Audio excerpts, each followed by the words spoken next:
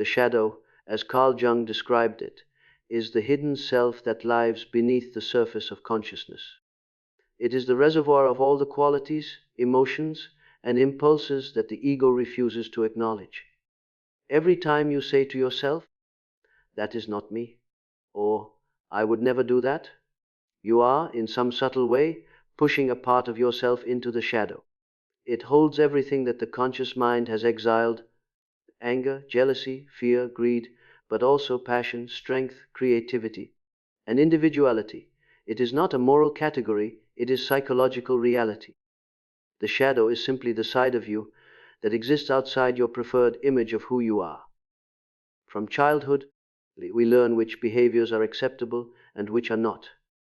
Parents, teachers, religion, and society all play a role in shaping this image. The child who is told not to be angry learns to repress anger. The one scolded for being too loud learns to be quiet. The one praised only for good manners learns to hide wildness. The ego forms itself around what gains approval, while everything else is buried in the unconscious. Yet what is buried does not die. The shadow continues to influence thoughts, emotions, and actions, often in indirect or disguised forms. This is why Jung said that the shadow is a moral problem that challenges the whole ego, personality. It is not something we can merely ignore, for it lives and acts within us whether we see it or not. The shadow reveals itself in projection. We tend to notice in others the very qualities we deny in ourselves. The person who irritates you most, who seems intolerable or foolish, he often mirrors a disowned aspect of your own psyche. When we call someone arrogant, manipulative, or lazy, we are sometimes reacting to the reflection of our own potential for arrogance, manipulation, or laziness. The unconscious mind seeks expression, and if we refuse to see the shadow within, it will appear outside, in others. This is why Jung emphasized that one cannot know another truly without first knowing oneself. Every judgment and emotional reaction is a message from the shadow, pointing to something that needs recognition. The shadow is not only dark in the moral sense, it also contains unrealized potential. Many people repress their spontaneity, imagination, or assertiveness because they fear rejection or failure. Over time, these suppressed qualities sink into the unconscious and form part of the shadow. Thus, confronting the shadow is not about battling evil, but reclaiming wholeness. The artist may find lost inspiration in the shadow. The leader may find empathy. The timid soul may rediscover courage. When you acknowledge your hidden self, you do not become darker. You become more complete. To confront the shadow requires courage because it involves looking into parts of yourself that cause shame or discomfort. This process is not a one-time event, but a lifelong dialogue. You begin by observing your reactions. Notice when you feel strong aversion, envy, or contempt. Ask yourself, what is this revealing about me? Over time, the shadow begins to take shape as a psychological reality rather than an abstract idea. Dreams, fantasies, slips of the tongue, or sudden emotional outbursts can offer clues to its nature.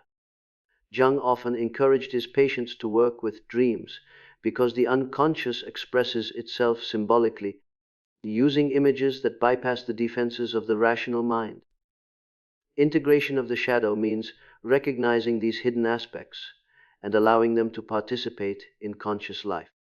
This does not mean acting out every impulse, it means understanding and transforming them. Anger, when acknowledged, can become strength and assertiveness. Fear can become caution and awareness. Even jealousy, when examined, can reveal deep longing for love or achievement.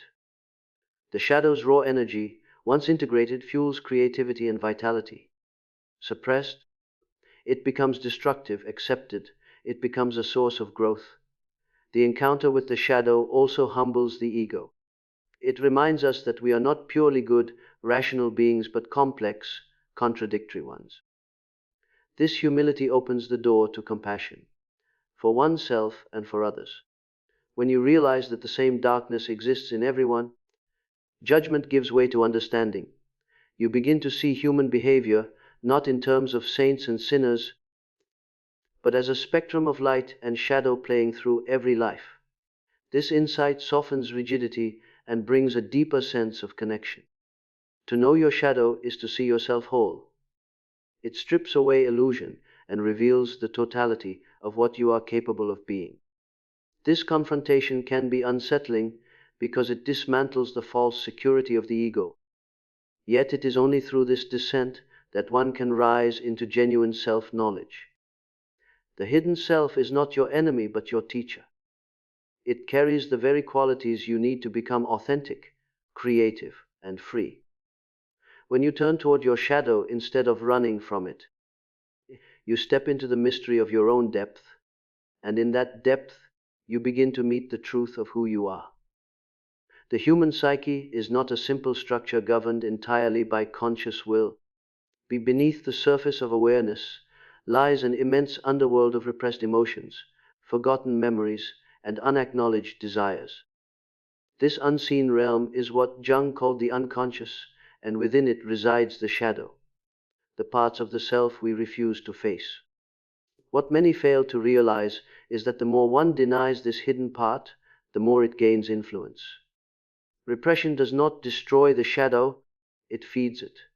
What you deny within yourself ultimately finds ways to express itself, often in distorted or destructive forms. To pretend that the shadow does not exist is to surrender control to it completely. When a person suppresses anger, for instance, that anger does not vanish. It accumulates like steam in a sealed vessel, seeking release. It might emerge through passive aggression, sarcasm, or sudden emotional outbursts. Similarly, those who deny their envy may project it onto others, constantly accusing them of arrogance or greed. The unconscious has a way of leaking into behavior through slips of the tongue, impulsive actions, or irrational judgments. Jung observed that people do not become enlightened by imagining figures of light, but by making the darkness conscious. This means that awareness, not avoidance, is the true path to freedom.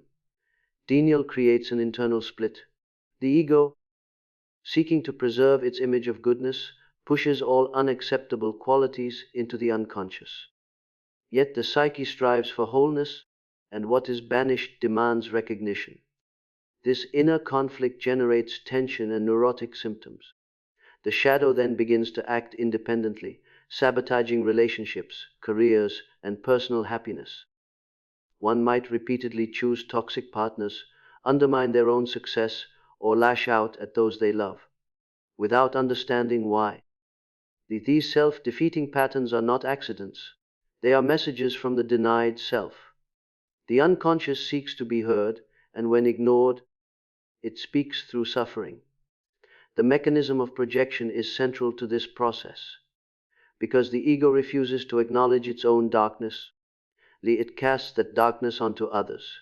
We see in the outer world what we cannot tolerate in ourselves. The intolerant person who condemns others' moral failings often harbors hidden desires of the same kind. The one who constantly accuses others of dishonesty may be avoiding their own deceit. By projecting the shadow outward, the ego preserves its illusion of purity, but at a terrible cost. Relationships become distorted, conflicts multiply, and the individual loses touch with reality. What is truly internal appears external, and personal responsibility is replaced by blame. Jung believed that societies also have collective shadows. When a culture denies certain emotions or instincts, such as aggression, sexuality, or dependence, these elements erupt collectively in destructive ways: war, fanaticism, or moral panic. The same psychological law applies to both individuals and civilizations. Denial breeds possession. What we repress privately becomes what we condemn publicly. This is why shadow work is not only personal but ethical. By confronting our own darkness, we reduce the need to demonize others and contribute to the healing of collective conflict. The tragedy of denial is that it keeps a person trapped in unconscious repetition. The individual continues to reenact the same emotional dramas, believing fate or circumstance is to blame. But fate, in Jung's sense, is simply the name we give to the parts of ourselves we have not yet integrated. What you deny controls you precisely because you remain blind to it. When consciousness is absent, instinct rules. The task, then, is to bring awareness into the places that frighten or shame us. The moment you can observe an impulse without acting it out or repressing it, you begin to reclaim power from it. Awareness transforms compulsion into choice. Confronting what you have denied does not mean indulging it. It means recognizing it as part of your total being. You may discover that your aggression, once acknowledged, contains vitality and drive, that your envy points to unfulfilled potential, that your fear protects what you value most. Each shadow trait carries a kernel of meaning. When denied, it tyrannizes you. When understood, it serves you. The process requires honesty, patience, and the willingness to bear discomfort. Many resist it because the ego clings to its image of moral superiority. Yet the cost of this comfort is bondage to unseen forces that rule from within. As the shadow becomes conscious, its grip weakens. You begin to notice when projections occur and withdraw them, taking ownership instead of blame. You stop seeing others as enemies or mirrors of your pain and start recognizing them as fellow travelers in the same psychological landscape.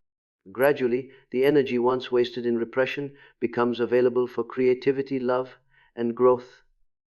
The shadow, no longer an enemy, it becomes an ally. The paradox is that the parts of ourselves we fear most are often the keys to our freedom. To deny them is to remain a puppet of the unconscious. To confront them is to awaken to the full dimension of what it means to be human. The first step toward confronting the shadow, and therefore toward genuine self-mastery, is radical honesty. Without honesty, there can be no awareness, and without awareness, the unconscious remains in control. Radical honesty is not about moral confession or public self-criticism. It is the courage to face oneself without masks. It means seeing your own motives, contradictions, and hidden impulses exactly as they are, not as you wish them to be. Most people are strangers to themselves because they are more concerned with appearing good than with being whole. The ego thrives on image. It wants to be admired, justified, and innocent. But the soul seeks truth, and truth begins when illusion ends. Human beings have an extraordinary capacity for self-deception. We lie to ourselves constantly, not out of malice, but out of fear. We fear discovering that we are not as noble, kind, or controlled as we pretend. We fear that beneath our civility lies anger, envy, lust, or weakness. Yet these very fears imprison us. What is denied in the name of morality or pride does not disappear. It sinks into the unconscious and begins to govern life from below. Jung observed that until you make the unconscious conscious, it will direct your life, and you will call it fate. Radical honesty is the act of turning inward and shining light upon those dark corners. It is not easy, because to do so is to strip the ego of its defenses. Practicing honesty with oneself requires careful observation. It is not enough to think about one's behavior abstractly. One must observe it as it happens. Notice when you feel a surge of irritation, jealousy, or defensiveness. Instead of justifying it, ask what it reveals.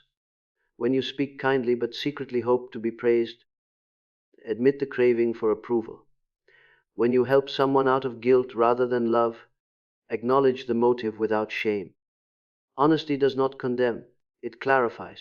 It brings the truth into focus so that transformation can begin. The goal is not to become pure, but to become conscious. When you name your hidden motives, they lose their unconscious power and become available for integration. Self-honesty often begins in discomfort. The truth about oneself rarely flatters the ego. You may discover that your generosity hides manipulation, that your calmness conceals repression, that your humility masks pride. These revelations sting because they expose the tension between the image you uphold and the reality within. But that pain is the price of authenticity. Every illusion you surrender returns a fragment of your power. Pretending to be only light keeps you divided. Accepting your darkness makes you whole. The person who dares to see both faces of their nature becomes free from the tyranny of appearances. Radical honesty also means facing the emotions you habitually avoid. Many people live in denial of anger, sadness, or desire because they have been taught that such feelings are wrong. They suppress emotion to maintain harmony or control, but repression is only postponement. The body and psyche remember what the mind rejects. Emotional honesty allows the repressed material to surface safely. When you admit, I am angry, or I am afraid, you reclaim the energy bound within those emotions. They no longer need to express themselves through passive aggression, anxiety, or illness. In this way, honesty becomes a healing act. It restores communication between the conscious and unconscious parts of the psyche. Another dimension of honesty involves recognizing projection. When you feel an intense emotional reaction to someone else, pause and ask what it mirrors within you. Radical honesty requires taking responsibility for these projections instead of blaming others. It is easier to see the shadow in others than in oneself. Yet every accusation, every judgment, can serve as a mirror. What disturbs you about another person often reveals an unacknowledged part of your own character. To withdraw projections is to reclaim fragments of the self that have been scattered across the world. It is a humbling process, but also profoundly liberating. To live with radical honesty does not mean to indulge every impulse or announce every thought aloud. It means to be transparent with yourself, to refuse the comfort of lies, and to bear the tension between who you are and who you wish to be. It requires both courage and compassion.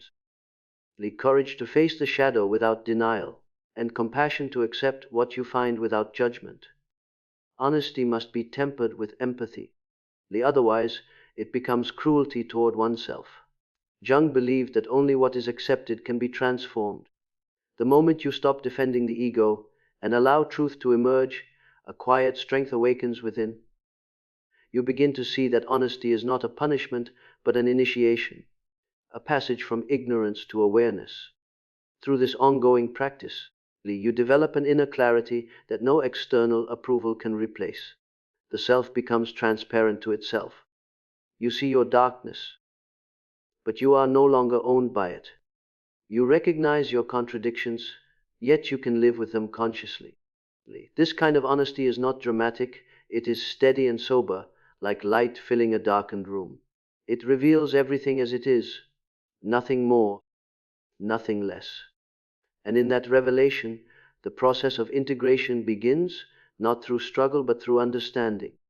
The radical honesty is thus the first step, the door through which all genuine self-knowledge must pass. Without it, the shadow remains a stranger. With it, the path to wholeness quietly unfolds. The shadow cannot be conquered by violence. It cannot be exorcised or defeated through denial, prayer, or discipline alone. To attempt to destroy the shadow is to destroy a part of oneself. Jung taught that the goal is not to eliminate the darkness, but to enter into dialogue with it. The shadow is not a monster to be slain, but a voice longing to be heard. It carries meaning, emotion, an energy that were once split off from the conscious self. When you approach it with curiosity rather than condemnation, it begins to reveal its wisdom. What we call evil or weakness within ourselves often hides unintegrated strength. The one who learns to converse with the shadow begins to reclaim the totality of his or her being. The ego resists this process because it thrives on separation. It wants to believe that the light and dark parts of the psyche are enemies. Yet the more the ego fights the shadow, the stronger the shadow becomes. Suppression feeds resistance, resistance deepens repression. This is why people who devote their lives to appearing morally spotless often harbor the most destructive unconscious impulses. The energy that is rejected does not vanish. It returns in dreams, compulsions, and projections. The way out of this cycle is to recognize that the shadow is not against you. It is a part of you that has been exiled, misunderstood, or wounded. Dialogue means listening to its voice, allowing it to express what it needs, and integrating its message into awareness. The entering into dialogue with the shadow can take many forms.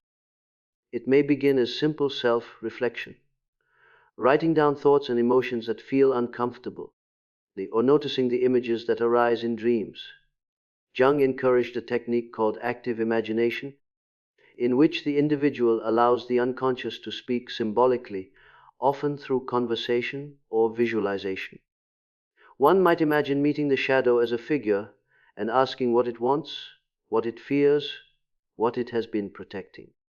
This imaginative exchange is not fantasy, but psychological communication.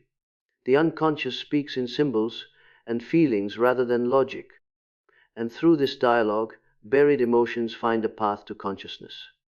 By engaging instead of suppressing, we convert unconscious energy into insight. Dialogue also occurs in everyday life through the observation of behavior. When you act in ways that surprise or disturb you, instead of denying them, ask what part of the shadow is speaking. If you overreact to criticism, perhaps an insecure aspect of you is seeking validation. If you find yourself drawn to something forbidden, it may symbolize a need for freedom or vitality that has been repressed. Each shadow expression contains a message. To destroy it is to destroy the messenger. To listen is to learn. The more compassion you bring to this inner relationship, the more harmonious it becomes. Hatred toward the shadow reinforces the split, empathy begins to heal it. It is essential to remember that dialogue does not mean indulgence. The shadow must be understood, not obeyed. When anger or desire arises, the task is not to act it out blindly, but to explore its source. Ask what this feeling is trying to tell you about your needs or fears. By reflecting instead of reacting, you transform primitive impulse into conscious choice. This is how integration begins, not through suppression, but through awareness shaped by moral insight. Jung described this as the transcendent function, the bridge that unites opposites within the psyche. Through dialogue, the conscious mind learns from the unconscious, and a higher synthesis emerges, something wiser than either alone. Engaging the shadow also dissolves projection. When you converse with your own darkness, you no longer need to cast it onto others. You stop blaming the world for what you refuse to see in yourself. This shift brings humility and compassion. You begin to recognize that every human being carries a shadow and that moral superiority is an illusion. The enemy you once despised becomes a mirror. The flaws you condemned in others begin to reveal your shared humanity. Dialogue with the shadow thus opens a path to empathy, not only toward oneself, but toward the collective. The war within ends, and with it, the compulsion to wage war without.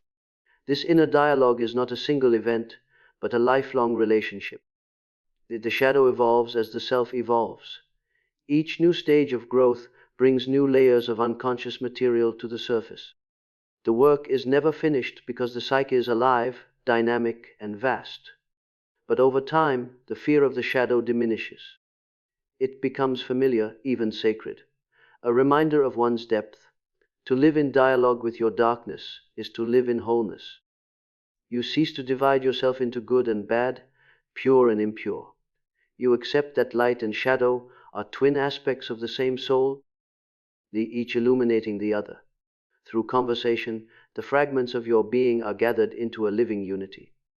And in that unity, you find the quiet strength that comes not from control, but from understanding. When Jung spoke of integration as inner alchemy, he was pointing to the transformative process by which the opposites within the psyche are reconciled. Alchemy, in its spiritual sense, was never merely about turning base metals into gold. It was a symbolic language for the transformation of the soul. The alchemist's furnace represented the human psyche, the base metals were the unconscious contents, and gold symbolized wholeness or enlightenment. Likewise, integration of the shadow is the psychological equivalent of alchemy. It involves bringing together the light of consciousness and the darkness of the unconscious until a new form of being emerges, richer, stronger, and more complete.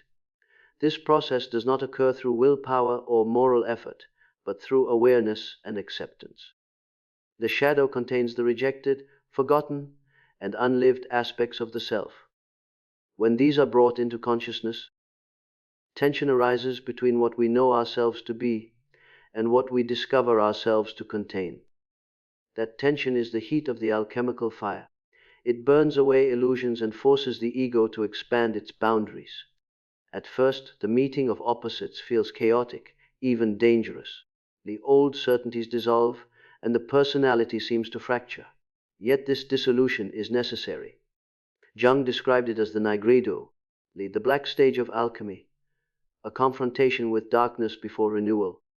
It is in this psychological night that the raw material for transformation is prepared.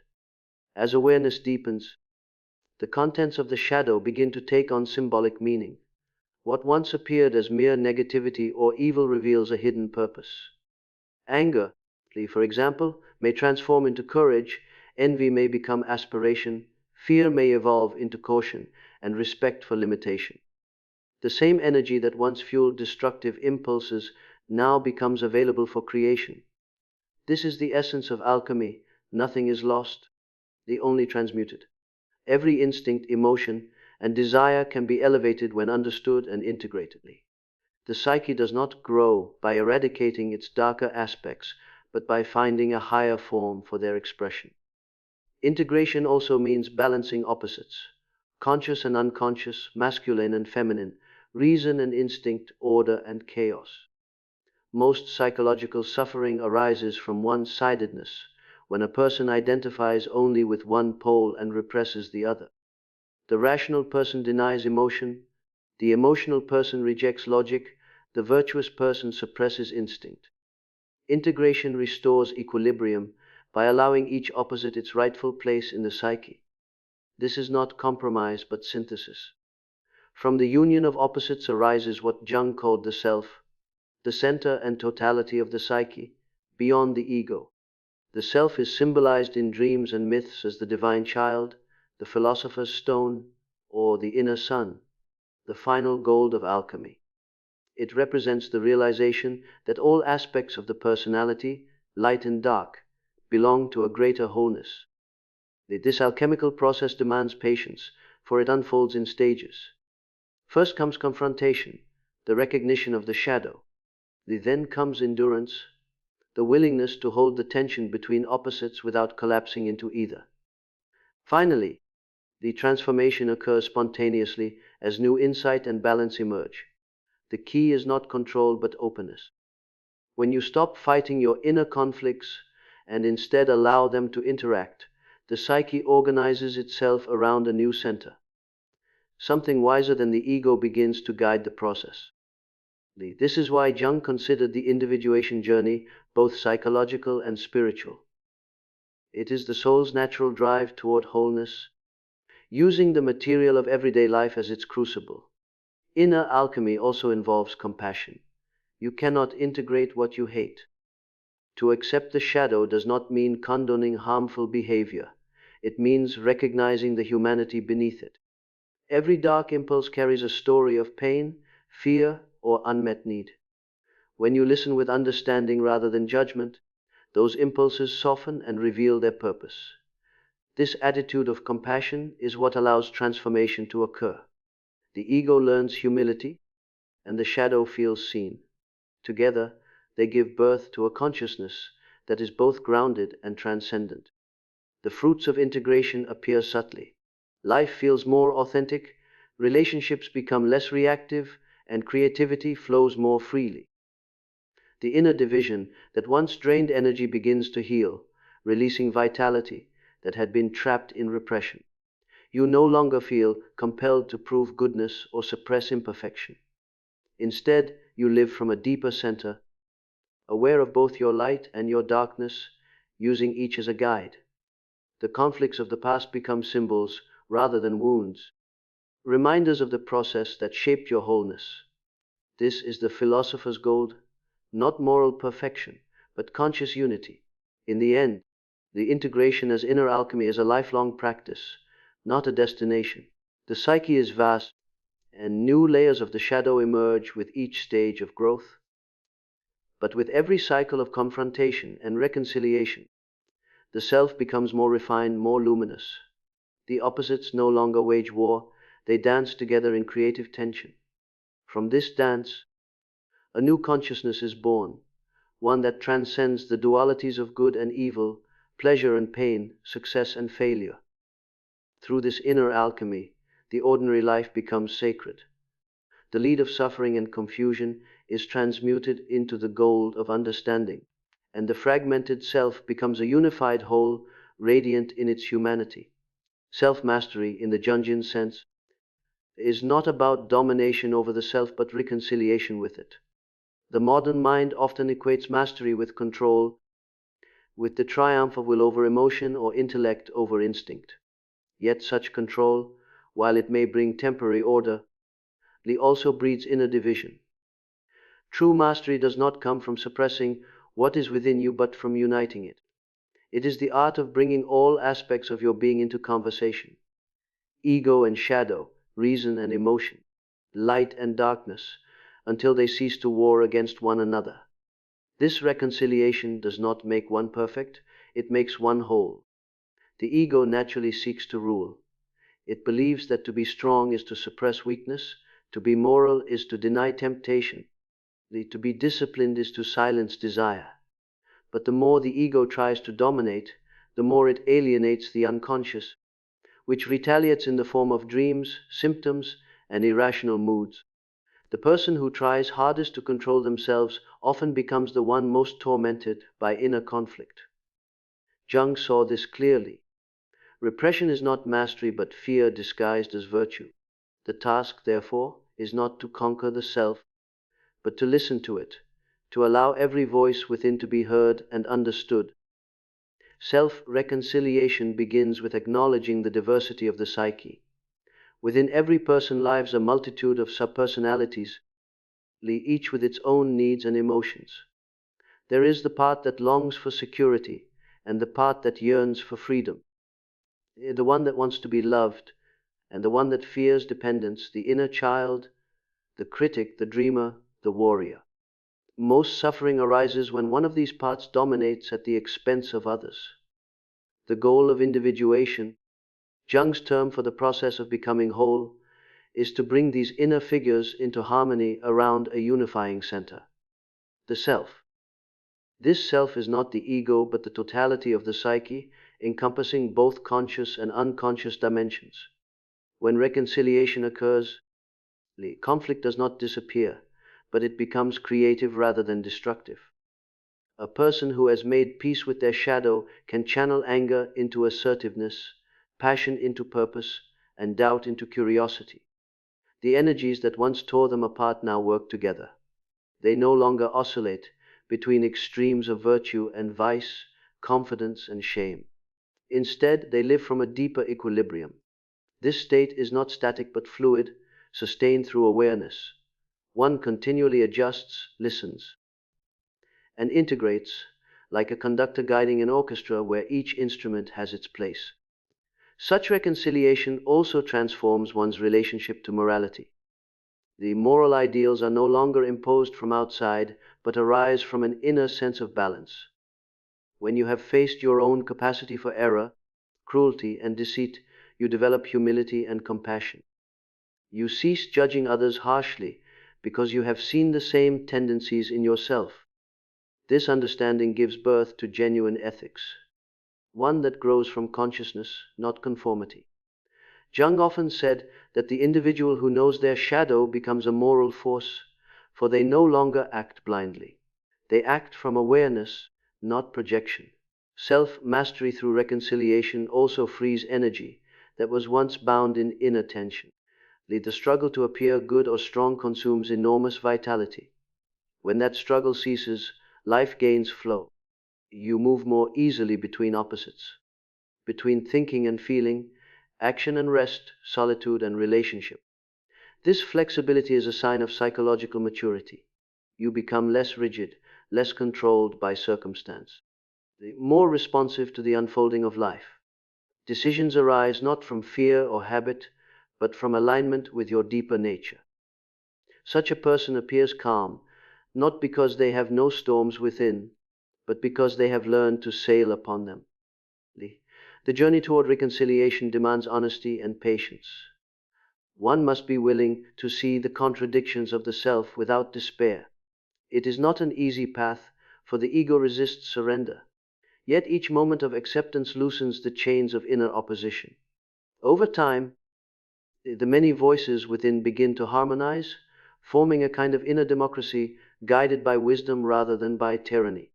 You stop seeking control and start cultivating relationship with your thoughts, your instincts, your emotions, and your soul. In this integration, freedom is found. You are no longer at the mercy of hidden forces because you have befriended them. You can act consciously, not reactively. You can feel deeply without being consumed. You can hold light and darkness within the same heart. This, Jung believed, was the true goal of human development, not sainthood, not power, but wholeness. For when the divided parts of the psyche reconcile, one experiences a peace that is not the absence of conflict, but the presence of inner harmony. In that harmony lies real strength, the quiet authority of one who has mastered not the world, but themselves.